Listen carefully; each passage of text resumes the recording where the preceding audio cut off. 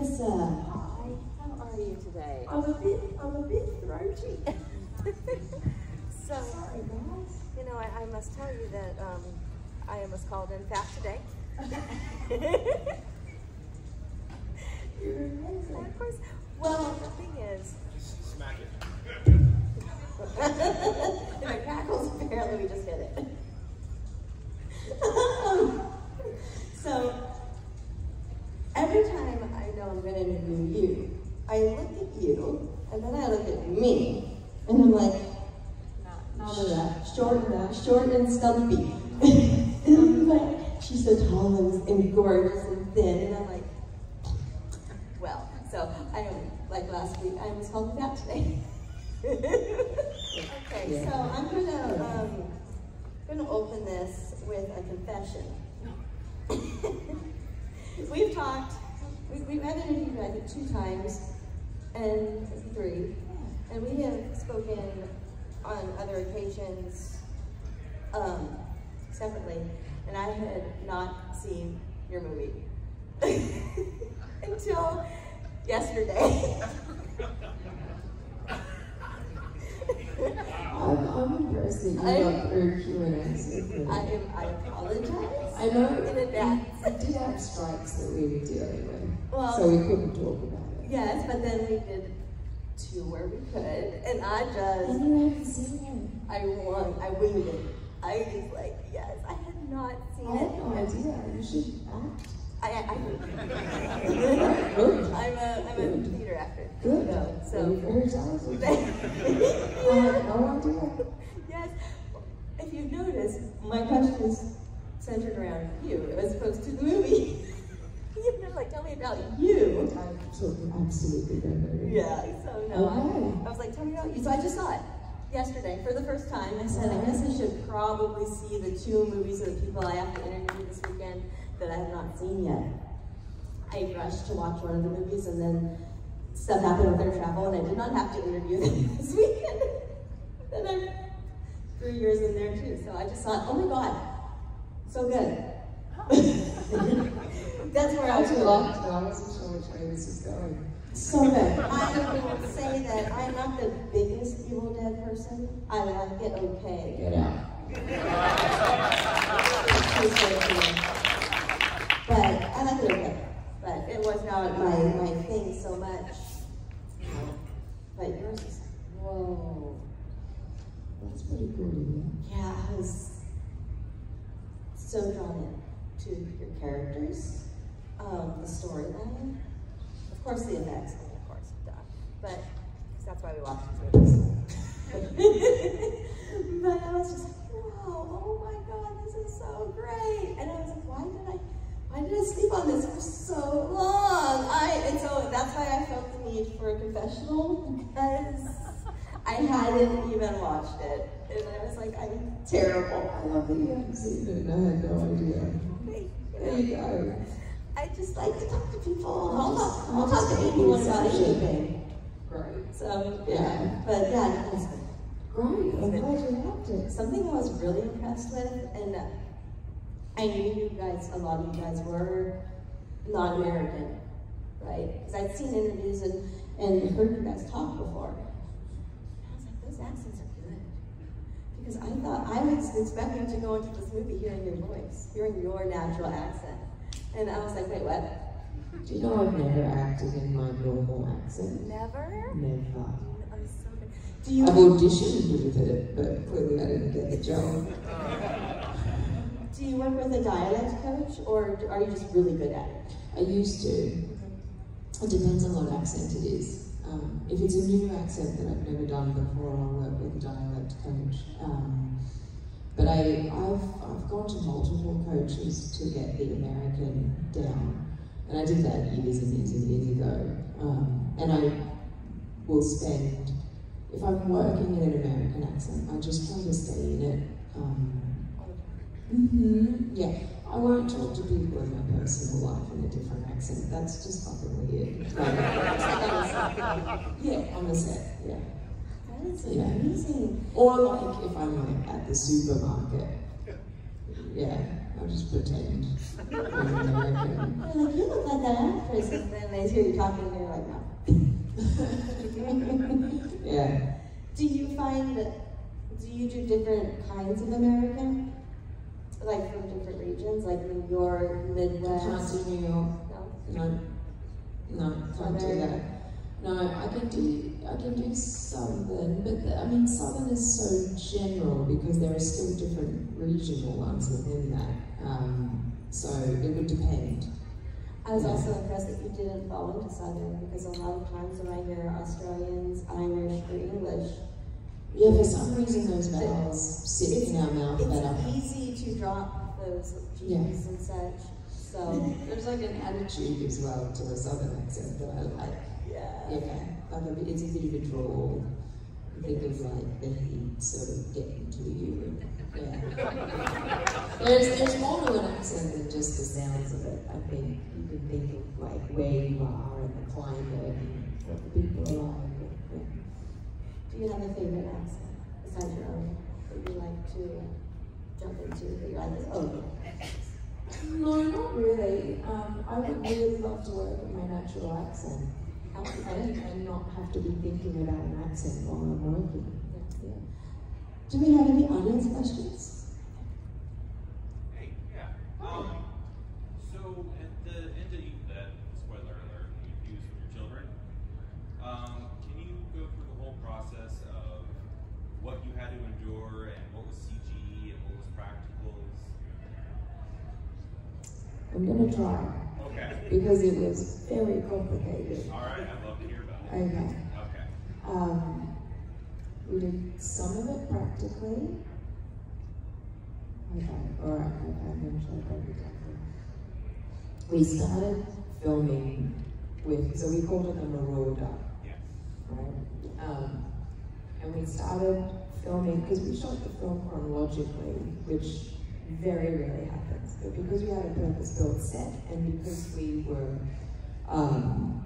there were a lot of kills happening and blood being spilled and vomit, it made more sense for us to shoot it chronologically because then we could keep the blood spills and everything like where they were. So we started filming the Marauder sequence at the end of the film, and we ended up having a COVID lockdown in New Zealand for 2 months.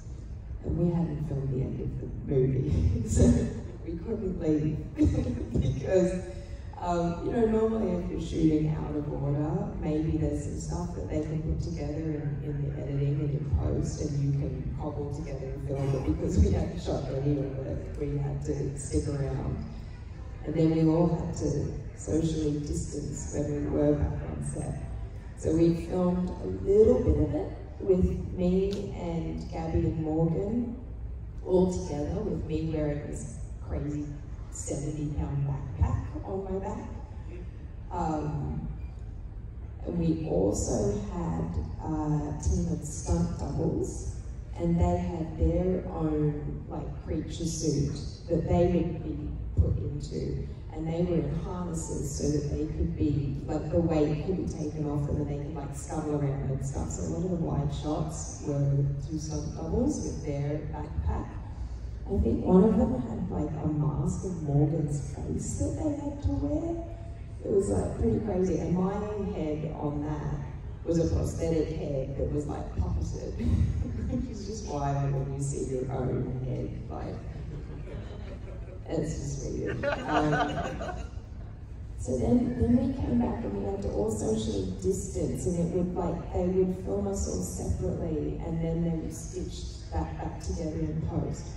Because it's Evil Dead, they're trying to do as much as they can practically. So the CGI, I think mostly was just stitching the 3 of us together once we couldn't be sandwiched in on set. But yeah, there were lots of different ways that we shot it, and I can't tell you what's what in the final edit, but we did it multiple ways. It was very complicated, yeah. You're welcome. You had so many great lines. Do you have a favorite? Yeah, I'm afraid for all you titties up in person. That's my favorite one, yeah. I laughed. Most people do. I love your delivery on it too. It was so subtle. Yeah, well, you gotta be, you know, I didn't want to be obvious with anything. Yeah, we put a lot of thought into those lines and how to deliver them in a way that would be really unnerving and cruel. And sometimes the most cruel thing you can do is act like you're being sweet when you're really not, because it's very confusing for someone. It's called gaslighting. Yeah. I also, I'm not a fan of children. I don't have any by choice. I don't like them. Like, especially babies. You were one? Like, I didn't like myself then either. And I'm pretty sure my mom kind of wanted to kill me. I was a very bad. I got spankings and I heard every one of them, let me tell you. But she did into this. I'm fascinated.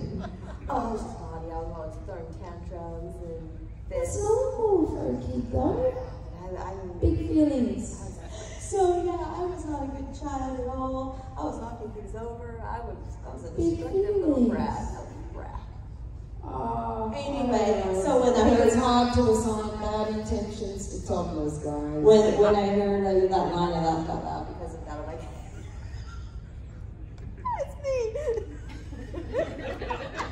It's me. What was your favorite scene to shoot, and like how it turned out? Your favorite? All the stuff through the peephole was my favorite.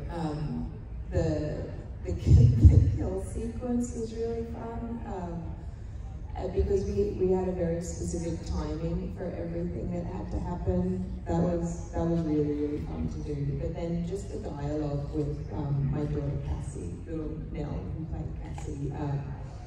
That dialogue through the peephole was just like, as an actor, you don't get much better with like that creepy stuff that I'm saying and acting like I'm being really nice, but my face is just fucked.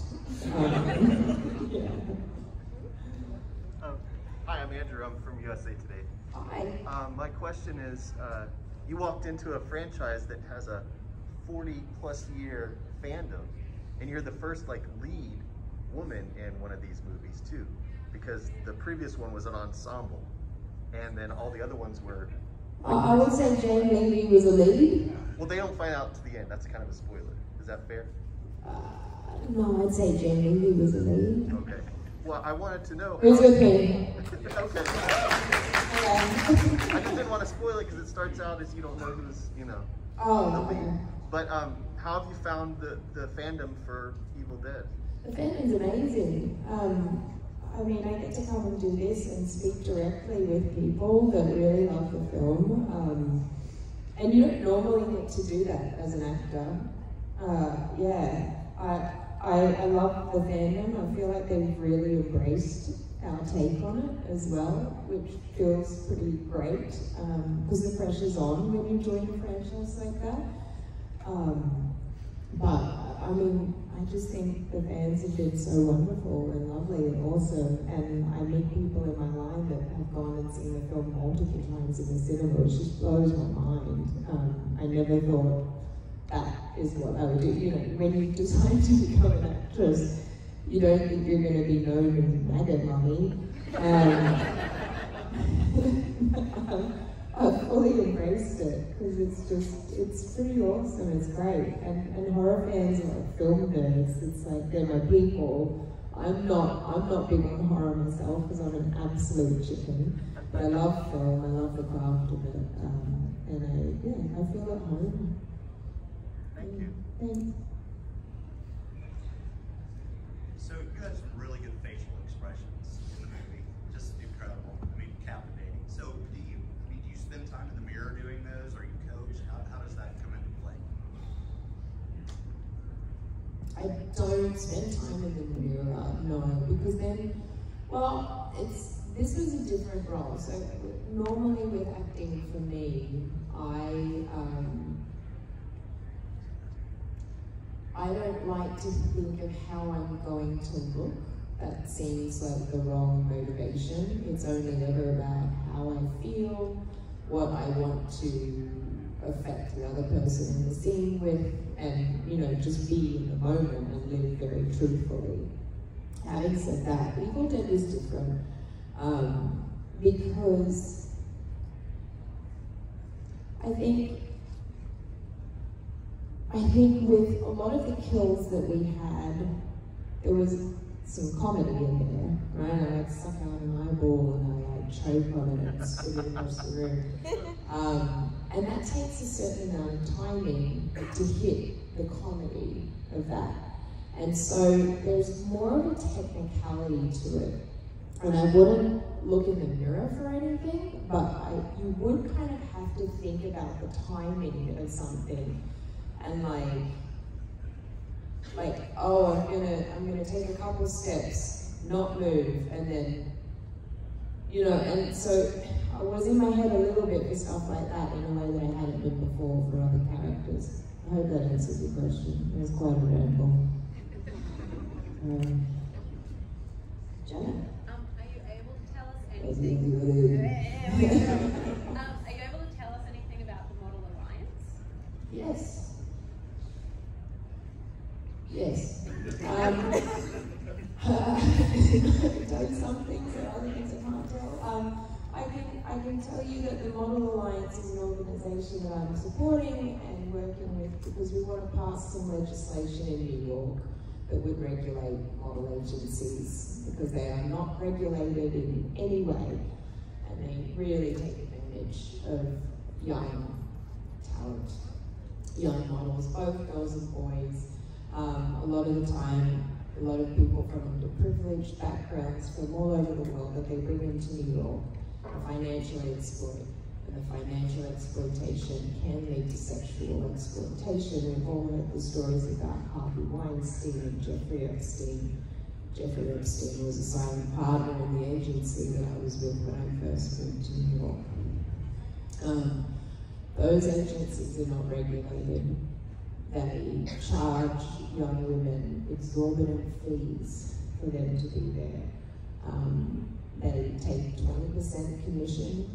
They charge clients 20% commission on top. They're double dipping. They're doing all kinds of things that you're not allowed to do in other industries. So the Model Alliance has crafted a bill right now that we're trying to get passed in New York State that will regulate agencies and not allow them to do any of these bad practices that they've been doing. The legislative season is coming up. Hopefully we're going to get it passed. There's a lot more to come. Yeah, and I will have some call to actions coming up on my social media stuff. Thank you for that question.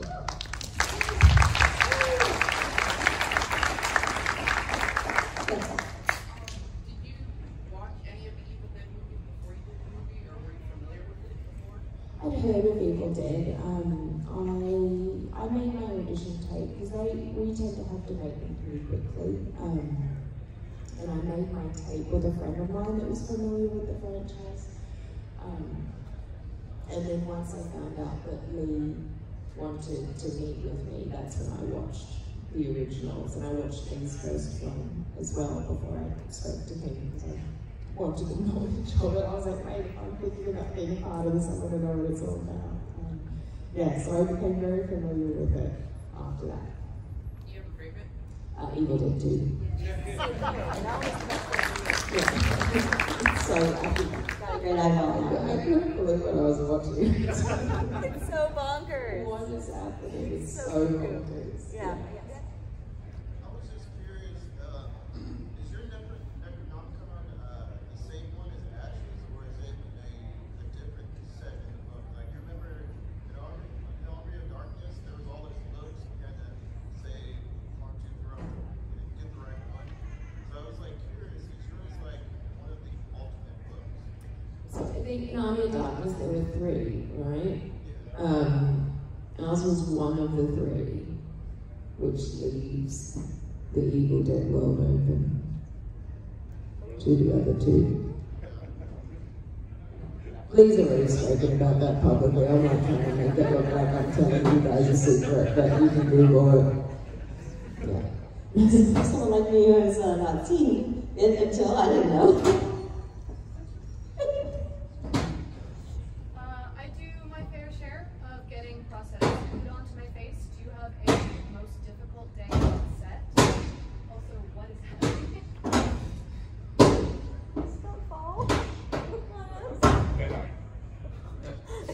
tonight. Ellie's in. We get quiet on set.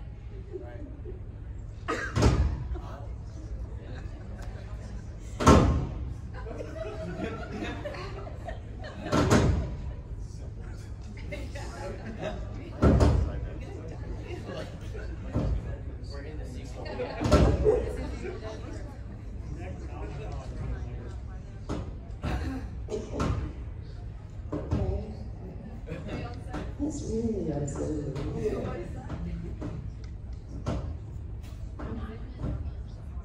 Okay. We're just gonna, the show must go on. The hardest day on set was not with any prosthetics. The hardest day on set for me was the vomit rig. It was absolutely disgusting. And they said, this is a one-take shot. It's a one-take shot. You only have to do it once because you'll fall into it. And then once it's all over you, we can't clean you up and go again. So it's just going to be one take. It was more than one take. Yeah, the vomit that you see on the screen was being like just throttled into my mouth and bounced out. That was not CGI. That was hardcore. And if you look at the look on my face, it's very real. I'm struggling. I was on the struggle bus that day. Oh my God. I hated it. Yeah, that was the only day that I was just like, what did I sign up for? What the hell? The blood, the prosthetics, like the stunts, fine, not a problem. But that vomit was, and it tasted. It felt like I had buckets of somebody else's saliva. Exactly. They should have paid me more. I didn't want to.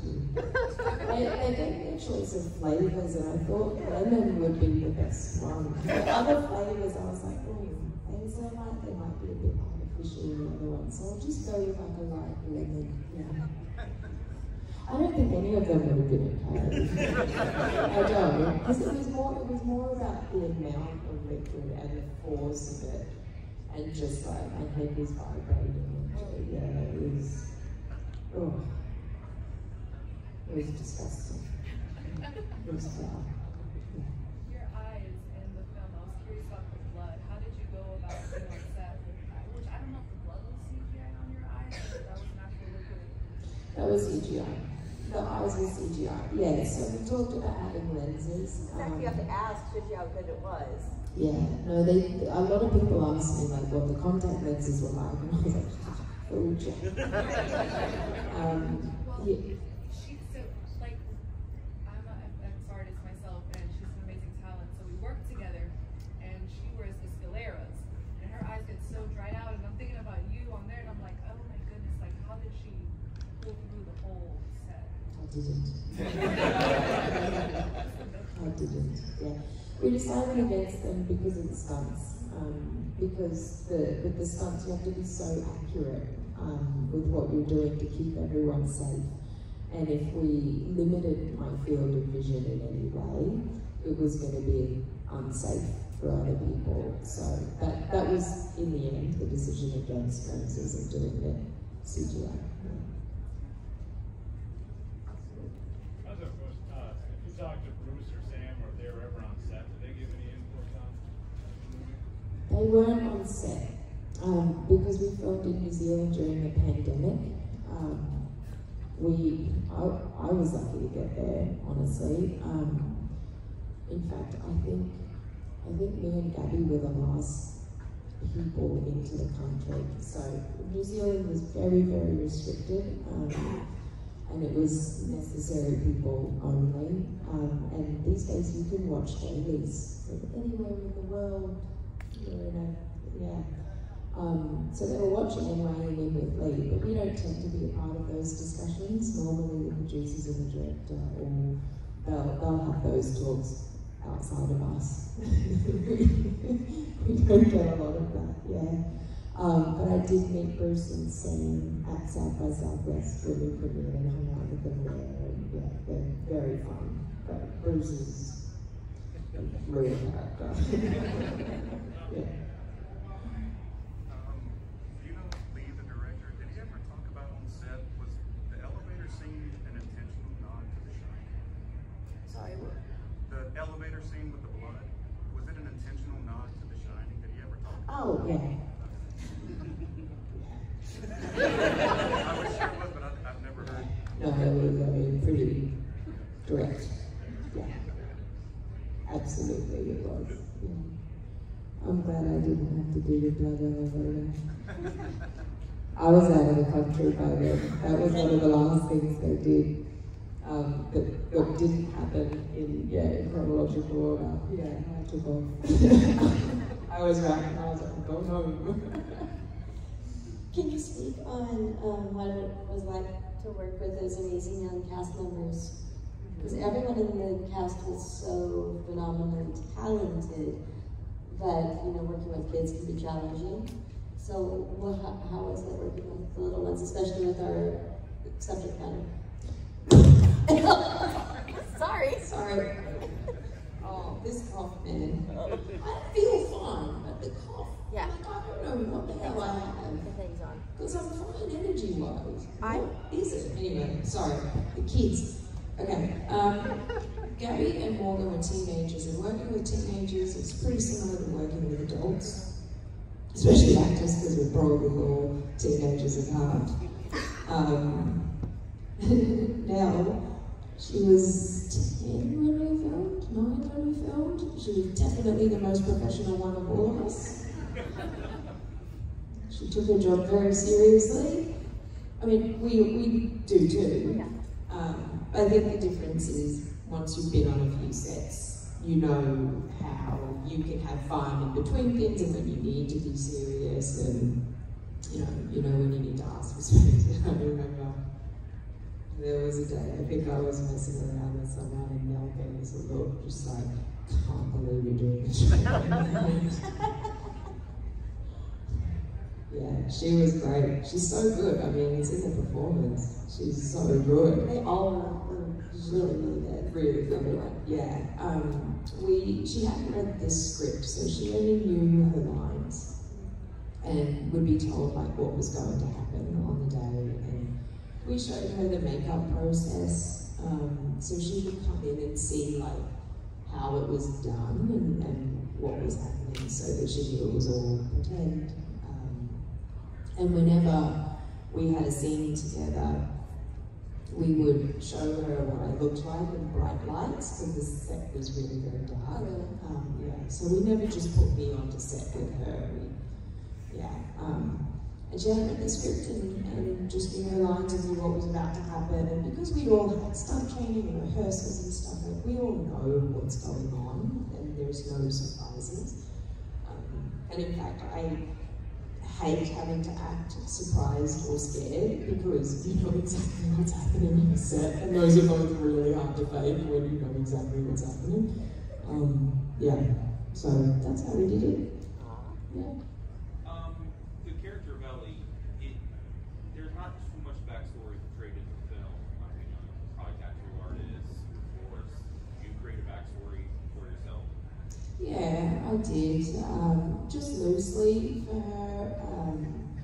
I basically, there's a little bit of a hint to a mother of Ellie and Beth at the beginning of the film. And I had decided that Mum had a lot of issues and that I had basically raised Beth. So even though she's my sister, I think there's still a maternal thing from Ellie with Beth. And that's who she's always been, because Mum was absent.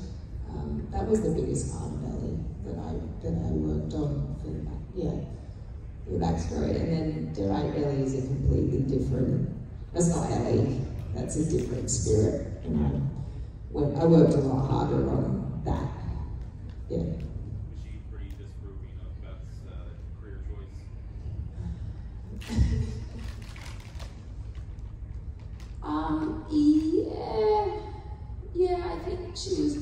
really cut up because Beth was never around. Yeah, I think it was less about her career choice and the fact that she was living out of a suitcase and didn't have roots and wasn't with Ellie, which is a little bit selfish, but you know, no one's perfect. Switching gears a little bit, everyone's been asking Evil Dead questions. Can you talk a little bit about your role in Vikings and working with Travis and Skarsgård? Do you prefer playing a character like more of a historical description versus the Deadite?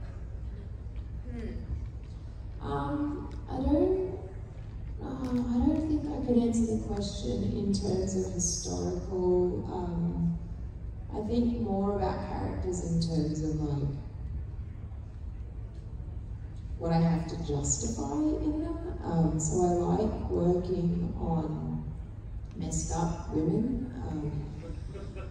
I really enjoy that, and kind of digging into unlikable women. I would say that I just had a rip-roaring time as Ellie. I really did. Like, I had so much fun being off the walls bonkers, because I'm really not like that in real life. Also, I would feel a little frustrated at times being like hemmed into a dress and a throne, and it can be hard. So, like, you walk onto a TV show and you're not the lead, so you're serving someone else's storyline, and at times that can be frustrating because you're like, oh, I wish I got a line of dialogue back here. I've got a real point of view. I've got a real point of view, and I don't have the words, so I've got to do it with my face. But it makes sense, right? Because Ragnar is the lead of the show, so the story is his, and it's not our story. Yeah, that was a little bit frustrating at times. But Travis is a wonderful scene partner. He's very generous. He works really hard when the camera's on you to help you out.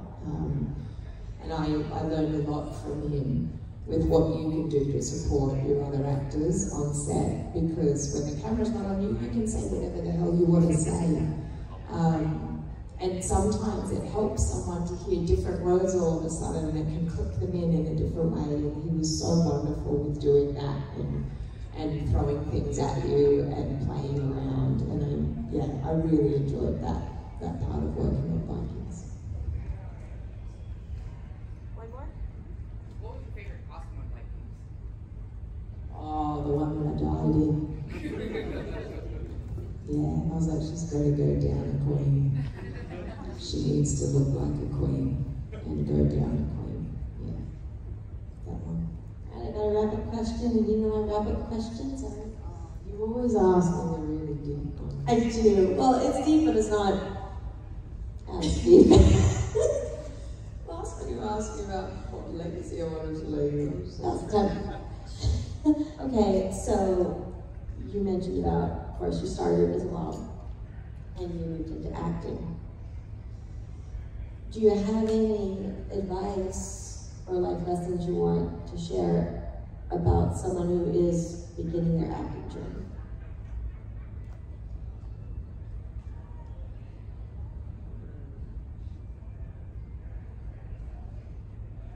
That's a good one. I love it when I do that to them. That's a good one. Yeah, because I really think very sincerely about these questions. I want to be earnest. You always give the best answers, so I love asking these. I mean, you hear it all the time, but you have to love it, because it's really hard. It's not easy. The hardest thing about acting is being out of work, and it's a constant out of workness. And you have to be really comfortable in yourself and not need work to validate yourself, and you have to find your worth in who you are as a human and everything else that you're doing, because if your worth is only in your work as an actor, that is a very miserable existence. But if you love it that much and you can handle the out of work times, it can be really amazing. You have to keep working at it, you never stop working at it, there's always something to learn. And I would advise that you work really, really hard with a very good coach before you start trying to put yourself out there. So that when you do put yourself out there, you're ready for it. I think I did things a bit backwards.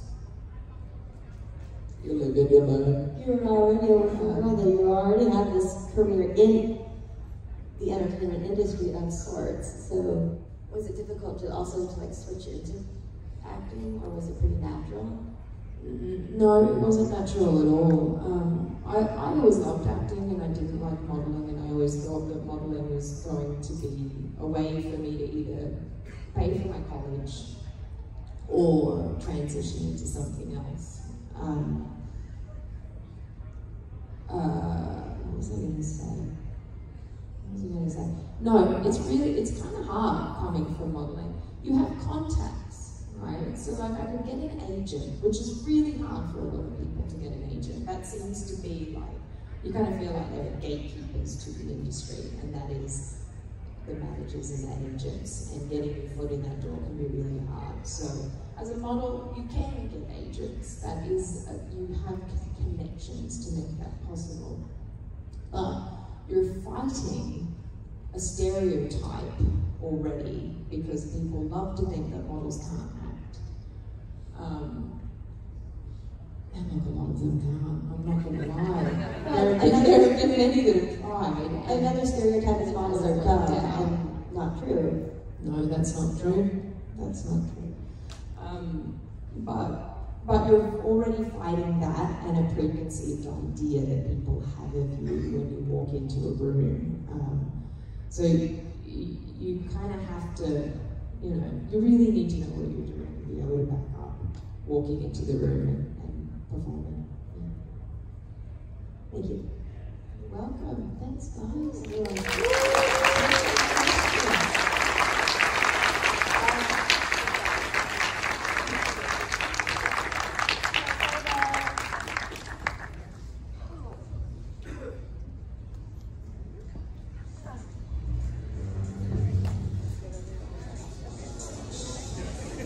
Everyone, stand up. We're going to get a picture. Okay.